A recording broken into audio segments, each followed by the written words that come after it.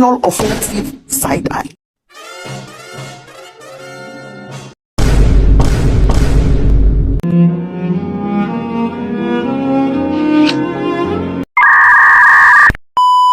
Assalamualaikum warahmatullahi wabarakatuh. Perkenalkan, nama saya Firda Fitrani dari kelas RA5 Manajemen Sumber Daya Manusia semester 6 dengan NIM 6120 Dengan adanya video ini untuk memenuhi tugas ujian tengah semester mata kuliah Manajemen Kinerja yang diampu oleh Bapak Muhammad Teguh Setiadi, SEMM, CTMP, CMC, CPGAN, CPLN, CIB. Baik, di sini saya akan mempresentasikan materi yang telah dibahas dari bab 1 sampai bab 6. A few moments later. Oke, bab 1 itu berjudul tentang arti penting dan manfaat manajemen kinerja. Di sini ada latar belakang. Apa sih latar belakang itu? Di era globalisasi dan reformasi birokrasi, organisasi dituntut bekerja secara efektif, efisien, dan akuntabel. Namun, pelaksanaan manajemen kinerja masih terkendala subjektivitas penilaian, formalitas administratif, dan kurangnya integrasi dengan perencanaan strategis. Nah, selanjutnya itu ada konsep manajemen kinerja. Apa sih konsep manajemen kinerja itu? Manajemen kinerja adalah sistem pengelolaan SDM untuk memastikan tujuan organisasi tercapai melalui kontribusi optimal setiap individu dan unit kerja. Dalam perspektif modern, ia bukan sekadar penilaian tahunan, melainkan proses berkelanjutan yang mencakup perencanaan, pelaksanaan, pemantauan, evaluasi, dan pengembangan kinerja. Nah, selanjutnya itu ada arti penting manajemen kinerja. Merujuk Rumawas 2021, manajemen kinerja mencerminkan praktik manajerial yang baik dalam menetapkan arah organisasi, mengukur pencapaian, dan melakukan perbaikan berkesinambungan. Sistem ini menghubungkan visi misi dengan pekerjaan sehari-hari melalui sasaran yang terukur sehingga mendorong tanggung jawab, motivasi, dan budaya kerja berbasis hasil. Nah, selanjutnya itu ada proses dan tahapan manajemen kinerja. Nah, di situ ada 5 tahapan. Yang pertama itu ada perencanaan kinerja, yang kedua ada pelaksanaan, dan yang ketiga itu ada pemantauan dan evaluasi, yang keempat itu ada pemberian umpan balik, dan yang terakhir itu ada pengembangan kinerja. Nah, selanjutnya itu ada permasalahan manajemen kinerja di sektor aparatur. Apa sih permasalahan manajemen kinerja di sektor aparatur? 5 masalah utamanya yaitu ada sistem kinerja hanya menjadi formalitas administratif, adanya subjektivitas penilaian, orientasi pada proses bukan hasil, budaya kerja berbasis kinerja yang belum terbentuk, dan keterbatasan kompetensi pegawai. Nah, selanjutnya itu ada tantangan dan isu strategis manajemen kinerja. Digitalisasi menuntut kesiapan infrastruktur dan literasi digital. Tantangan kritis lainnya adalah lemahnya integrasi antara perencanaan, penganggaran, dan evaluasi kinerja, serta meningkatnya ekspektasi publik terhadap kualitas pelayanan. Nah, selanjutnya itu ada analisis teoritis manajemen kinerja dalam perspektif manajemen modern. Masalah utama implementasi bukan pada desain sistem, melainkan pada konsisten pelaksanaan. Evaluasi yang objektif dan transparan dapat mendorong pengembangan pegawai, namun jika hanya menjadi formalitas, manfaatnya tidak akan tercapai. Nah, dapat disimpulkan juga dari bab 1 ini, yaitu manajemen kinerja adalah instrumen strategis untuk mewujudkan pemerintahan yang profesional, transparan, dan akuntabel. Keberhasilannya membutuhkan komitmen pimpinan, penguatan budaya kerja berbasis hasil, dan integrasi sistem yang konsisten. Nah, bab 2 itu berjudul konsep, strategi, dan implementasi kepemimpinan dalam organisasi. Nah, di sini ada pendekatan sistem dalam manajemen kinerja, di mana organisasi sebagai satu kesatuan terdiri dari berbagai unsur yang saling memperhatikan dan bekerja sama dan mencapai tujuan bersama. Proses ini meliputi masukan, pengolahan, dan hasil, serta dipengaruhi oleh lingkungan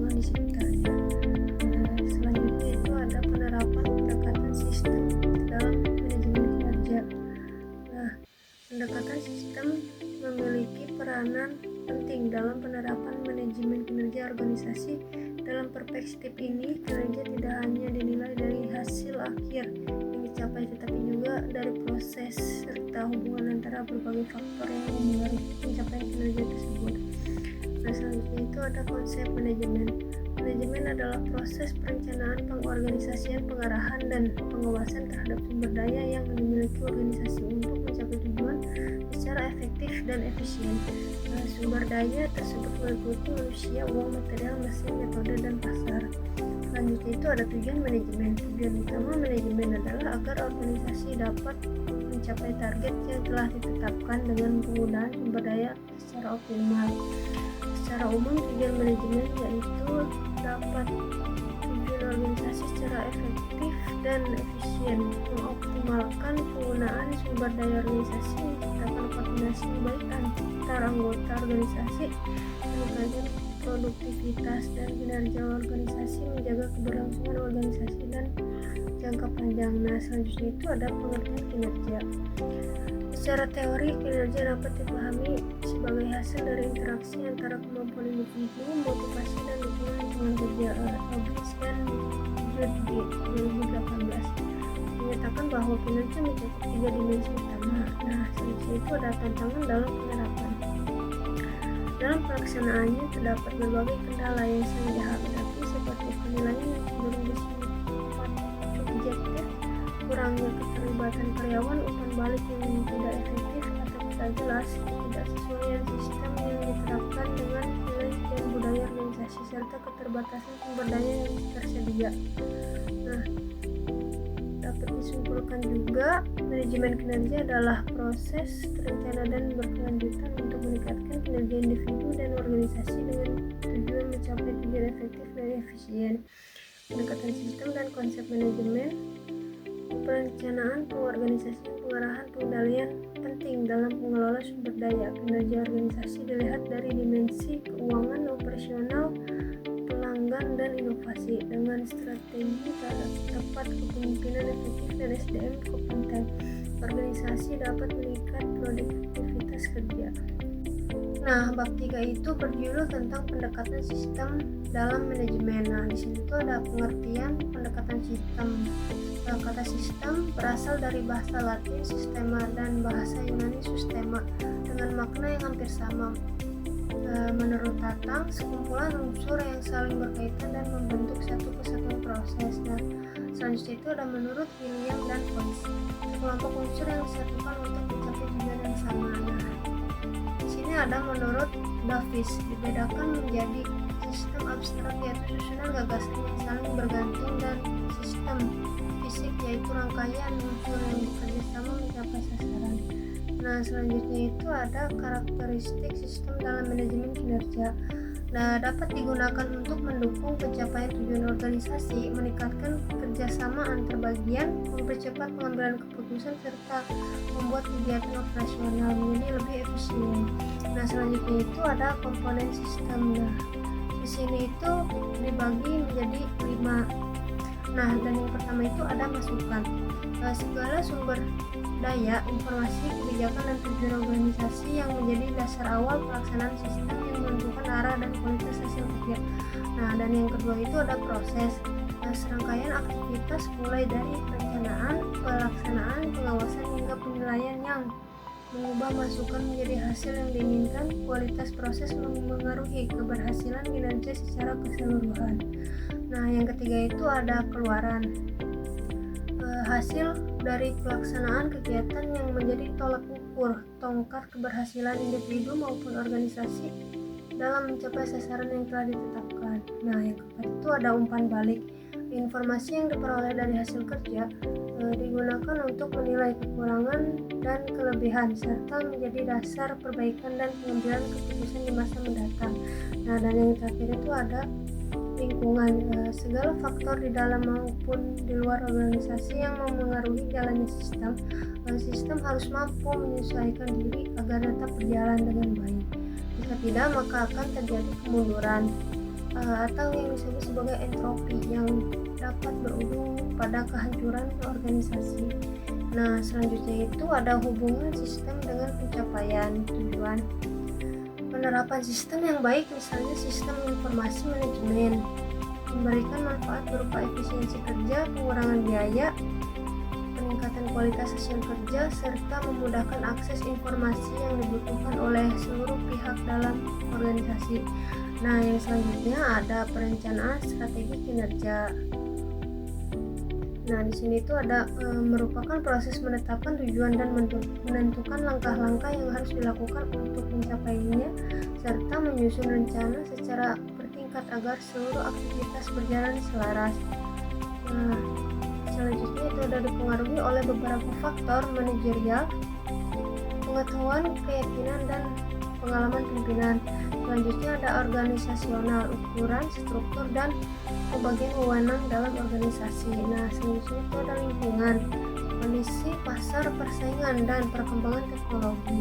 Selanjutnya ada strategi organisasi, kesesuaian antara strategi yang ditetapkan dengan struktur dan rencana yang ada. Nah, selanjutnya ada skala organisasi semakin besar organisasi, maka perencanaan yang ada disusun harus semakin rinci dan matang. Nah, yang terakhir ada teknologi, penggunaan teknologi mengubah cara kerja dan prosedur yang diterapkan. Nah, selanjutnya itu ada pengukuran dan evaluasi kinerja, merupakan hasil yang penting untuk menjamin kestabilan dan kemampuan organisasi bersaing. Penilaian dilakukan tidak hanya berdasarkan aspek keuangan, tetapi juga aspek non-keuangan, dan berfungsi sebagai dasar untuk perbaikan serta kemajuan organisasi ke depannya. Nah, selanjutnya itu ada strategi peningkatan kinerja, tidak hanya berfokus pada hasil keuangan, tetapi juga mencakup kepuasan pelanggan, kualitas produk atau layanan, efisiensi operasional, dan pengembangan sumber daya manusia. Nah, membutuhkan rencana yang menyeluruh dan terpadu agar dapat memberikan hasil yang maksimal. Dapat disimpulkan juga dari bab 3 ini, pendekatan sistem dalam manajemen kinerja memandang organisasi sebagai satu kesatuan yang saling terhubung, terdiri dari masukan, proses, keluaran, umpan balik, serta dipengaruhi oleh lingkungan sekitarnya. Nah, penerapan pendekatan ini membantu organisasi berjalan lebih terstruktur, efisien, dan terkoordinasi dalam mencapai tujuannya. Nah, bab 4 itu membahas tentang model strategic planning. Nah, di situ ada latar belakang. Apa sih latar belakangnya itu? Di tengah persaingan dan perubahan lingkungan yang semakin cepat, seperti perkembangan teknologi dan perubahan perilaku masyarakat, perencanaan strategis menjadi alat penting bagi organisasi, baik kecil maupun besar. Alat ini membantu menentukan arah dan tujuan jangka panjang serta langkah-langkah yang harus diambil untuk mencapainya secara efektif dan efisien. Nah, selanjutnya itu ada pengertian strategic planning. Perencanaan adalah pemilihan sekumpulan kegiatan dan keputusan selanjutnya apa yang harus dilakukan, kapan, bagaimana, dan oleh siapa. Perencanaan yang baik dapat dicapai dengan mempertimbangkan kondisi di waktu yang akan datang, dalam mana perencanaan dan kegiatan yang diputuskan akan dilaksanakan, serta periode sekarang pada saat rencana dibuat. Nah, selanjutnya itu ada manfaat strategic planning. Nah, yang pertama itu ada membentuk tim yang kompak dan kuat. Nah, yang kedua itu ada meningkatkan kinerja organisasi secara keseluruhan. Yang ketiga ada menjadi acuan untuk perbaikan secara berkelanjutan. Nah, yang keempat itu ada memudahkan pengambilan keputusan dalam kegiatan sehari-hari. Dan yang kelima itu ada menjadi alat ukur kemajuan organisasi dalam mencapai tujuannya. Nah, selanjutnya ada keterbatasan dan perencanaan strategis. Seringkali hanya berupa prosedur administratif belaka tanpa mempertimbangkan aspek strategis yang sesungguhnya. Penyusunan rencana seringkali diserahkan sepenuhnya kepada tim khusus sehingga masukan dari pihak lain terabaikan. Dengan tingkat kegagalan penerapan strategi cukup tinggi, yakni antara 60-90%. Salah satu penyebabnya adalah proses penyusunan yang terpisah dan tidak terkomunikasikan dengan baik ke seluruh bagian organisasi. Nah, selanjutnya itu ada teknik penyusunan strategic planning. Yang pertama itu ada pada dasarnya merupakan proses manajerial untuk merumuskan visi misi tujuan dan cara pencapaiannya. Tahapan utamanya diawali dengan analisis situasi organisasi. pendukung yang umum digunakan itu ada analisis SWOT, mengkaji kekuatan, kelemahan, peluang, dan achievement organisasi. Yang kedua itu ada analisis PESTEL, meninjau faktor eksternal yaitu politik, ekonomi, sosial, teknologi, lingkungan, dan hukum. Nah, ciri yang harus dimiliki yaitu bersifat luwes, berdasarkan data nyata dan melibatkan berbagai pihak agar pelaksanaannya berjalan dengan baik. Nah, selanjutnya itu ada kendala yang sering ditemui, ketersediaan data yang kurang akurat, adanya penolakan terhadap perubahan, serta kurangnya kerjasama antar bagian. Di sini ada analisis lingkungan. Nah, yang pertama itu ada analisis internal, mengidentifikasi kekuatan dan kelemahan yang ada di dalam organisasi, seperti keterampilan dan sumber daya yang dimiliki untuk memaksimalkan keunggulan dan memperbaiki kekurangan. Nah, yang kedua itu ada analisis eksternal, memperbaiki faktor-faktor di luar organisasi yang memengaruhi jalannya usaha serta mengidentifikasi peluang yang dapat dimanfaatkan dan tantangan yang harus dihadapi. Nah, dapat disimpulkan juga bahwa perencanaan strategis merupakan proses yang sangat penting bagi organisasi untuk mencapai tujuan jangka panjang secara efektif dan efisien. Nah, bab 5 ini berjudulkan perancangan sistem pengukuran kinerja perusahaan. Nah, apa itu perencanaan kinerja? Perencanaan kinerja proses penyusunan strategi untuk menentukan sasaran yang ingin dicapai baik oleh individu maupun organisasi. Nah, kalau kinerja merupakan hasil akhir dari rangkaian proses kerja yang tingkat keberhasilannya dipengaruhi oleh kemampuan dan motivasi pelaksanaannya serta dapat diukur melalui indikator-indikator yang telah diterapkan. Nah, selanjutnya itu ada prinsip pengukuran kinerja. Hasil pengukuran harus memenuhi syarat objektif dan adil, terukur dan jelas, konsisten dalam penerapannya serta sesuai dengan tugas yang tanggung jawab yang dijalankan. Standar yang jelas menjadikan hasil penilaian dapat dipercaya dan dipertanggungjawabkan. Nah, selanjutnya itu ada pendekatan, sasaran, dan metode evaluasi. Di sini itu ada pendekatan evaluasi. Apa sih pendekatan evaluasi itu? Dapat dilakukan berdasarkan hasil kerja, perilaku selama bekerja maupun gabungan dari keduanya, disesuaikan dengan kebutuhan dan karakteristik organisasi. Nah, kalau sasaran evaluasi itu meliputi penilaian terhadap kinerja individu atau karyawan, keefektifan tim kerja, dan kinerja organisasi secara keseluruhan. Nah, kalau metode evaluasi itu terdapat berbagai cara yang dapat digunakan seperti penilaian dari berbagai pihak, skala penilaian diri sendiri, dan pengamatan langsung yang pemilihan disesuaikan dengan tujuan yang ingin dicapai. Nah, selanjutnya itu ada tindak lanjut dan perbaikan. Nah, langkah tindak lanjut ini ada setelah dilakukan pengukuran perlu dilakukan analisis hasil, mengidentifikasi permasalahan yang ada, menentukan solusi yang tepat, serta memantau perkembangan setelah perbaikan dilakukan. Hal ini bertujuan agar data hasil evaluasi tidak hanya menjadi catatan semata, tetapi juga menjadi dasar perbaikan berkelanjutan. Nah, kalau upaya perbaikan kinerja itu dilakukan melalui proses mengenali kekurangan yang ada, memberikan pelatihan dan pengembangan, meningkatkan motivasi kerja, serta melakukan penilaian ulang untuk melihat kemajuan yang telah dicapai. Nah, selanjutnya itu ada cara memaksimalkan kinerja. Kinerja dapat dioptimalkan melalui penetapan tujuan yang memenuhi kriteria jelas dan terukur, pemberian dorongan kerja, pengelolaan waktu yang efektif, serta penciptaan lingkungan kerja yang kondusif dan mendukung pelaksanaan tugas. Nah, kesimpulan dari bab 5 ini, melalui perencanaan, pengukuran, evaluasi, dan tindak lanjut yang tepat, kinerja dapat ditingkatkan secara optimal. Penerapan teknik, metode, serta upaya memaksimalkan kinerja tidak hanya berfokus pada hasil, tapi juga pada proses, motivasi, dan hubungan kerja, sehingga tujuan organisasi dapat tercapai secara efektif dan berkelanjutan. Nah, selanjutnya di bab 6 itu membahas tentang teknik, strategi, dan analisa kebutuhan kompetensi. Di sini ada latar belakangnya, yaitu dalam era globalisasi dan perkembangan organisasi yang semakin kompleks, Keberadaan sumber daya manusia yang kompeten menjadi salah satu faktor utama dalam menentukan keberhasilan suatu organisasi. Selanjutnya itu ada pengertian analisa kebutuhan kompetensi. Analisis kebutuhan kompetensi merupakan proses sistematis yang bertujuan untuk mengidentifikasi kesenjangan antara kompetensi yang dimiliki individu dengan kompetensi yang dibutuhkan dalam suatu organisasi guna mencapai tujuan yang telah ditetapkan.